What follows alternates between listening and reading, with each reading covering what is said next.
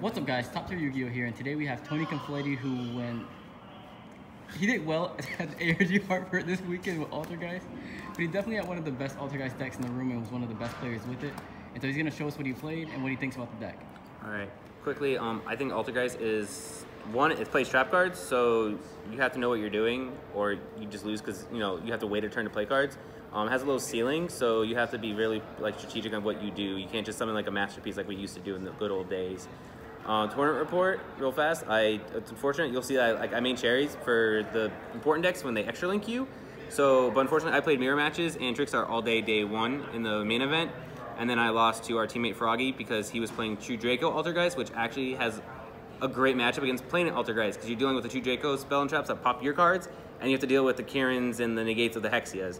And then in the 1K in the next day in the final round, I lost to Froggy as well again, so I did not top either event because of our teammate Froggy.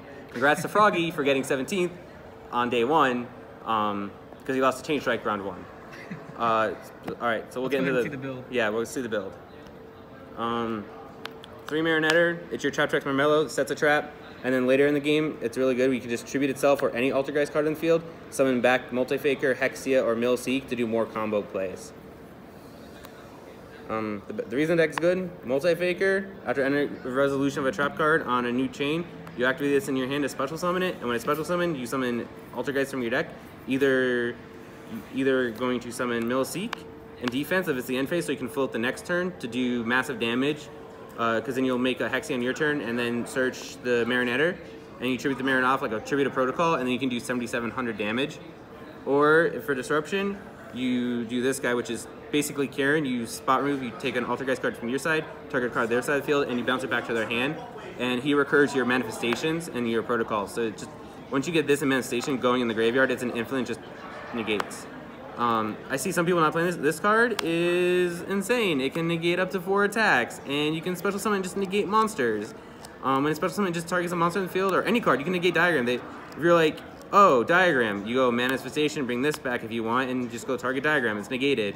Anytime it's special summoned, it does it again. So if they attack, you negate, say, Lilybell, when they attack, and then whatever, and then you Silkweed it back, and you do this again. You can negate another card on the field. You can negate anything with that anytime it's special summoned. Yeah, anytime it's special summoned, you can choose a new card, and you can negate it as long as it's face up, and this is face up. So when it goes back, the effect's alive, but you can just summon it again and just target a new card. And it saves you. It's Battle Fader, and it's yeah. The only problem is it's level 5, so you can never normal summon it.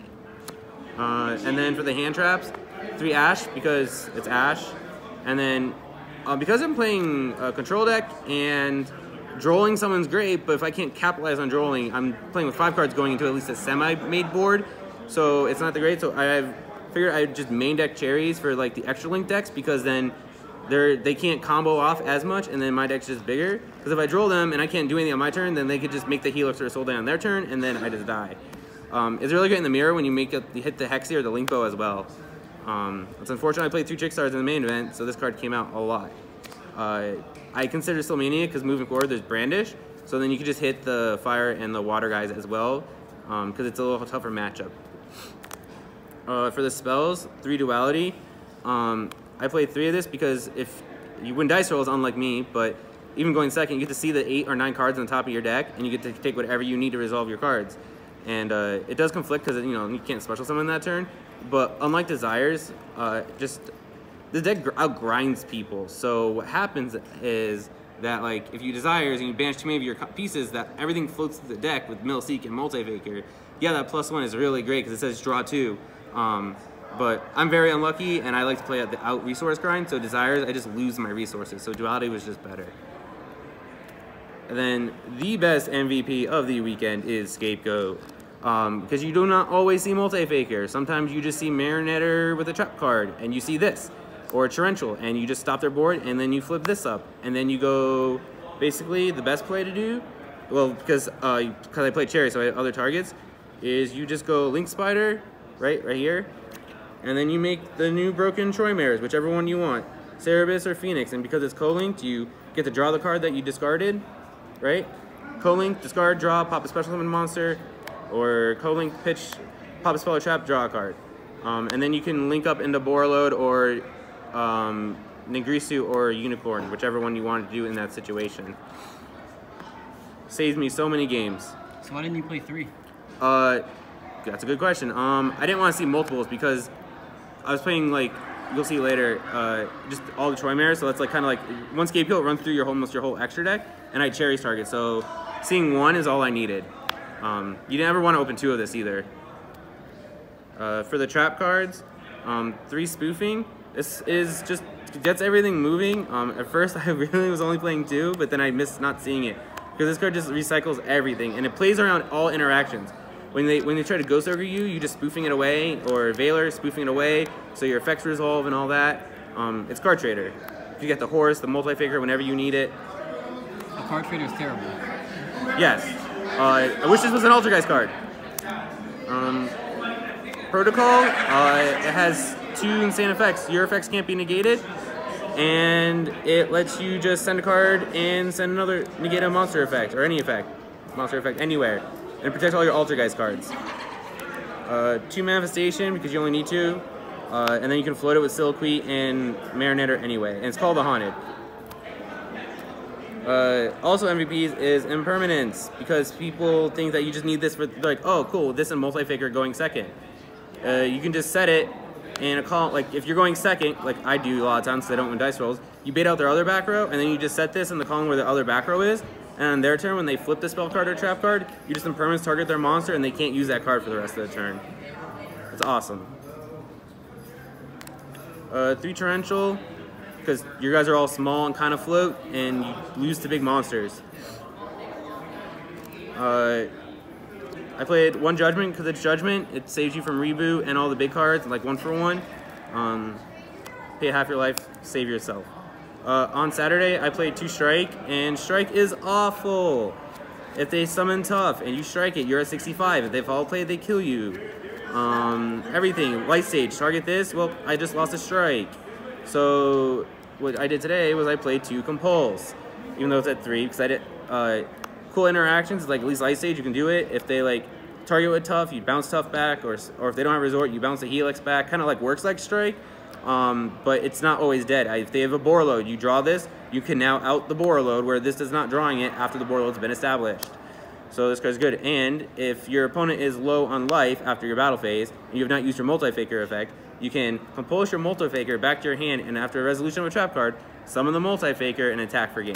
You know good decks can just summon boar loads out boar load and don't compulse their own monsters? You're right. Or we just compulse the boar load. But if you need attack for game, compulse is pretty good. Your deck opens rescue, assault, and just sit there and watch your opponent play. This is why we don't play brick decks, but Spyral is really good. I acknowledge that. For the extra, 3 Hexia, 2 is not enough because there's a play where if you don't have the protocol to tribute, you go, when you do the whole end phase, multi-faker, mill seek, then you make the first Hexia, you get the Marionetter. You put the Marionetter here, right? This is a really cool play. You go Marionetter here, and then you just attack or do whatever you need to do, and you tribute this Hexia, because a lot of times you don't always open all your Altergeist cards. So you open this, you get Protocol or Manifestation, you tribute this for a multi-figure that's in the graveyard that you did on your end phase. This gets you Manifestation, then you make another Hexia here, and on their standby phase, you flip up the Manifestation to bring back the Hexia you tributed. So then your ending board is minimum Protocol, and then you have your Kieran and your this. And this is what your board looks like in their standby phase. So you have 2 spell trap negates, a compulse, and a monster negate effect. It's really cool play where you just gain a lot of momentum. So that's why I played 3 of this card. Prime Banshee. This card is awful unless you somehow grind for 30 minutes and you have to add back the horse to your hand. Or A, you hit it Waking the Dragon and you're out to Ultimate Falcon. Because when it's a grind, but you have to make it like this where Hexia is pointing to the Prime Banshee in some way to make it 36 so it can actually attack over it. Most cards you summon is Linkbow.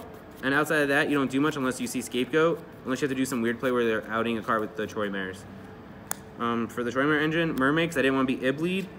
The 2 that you use the most often with Scapegoat or other cards to solve problem for cards.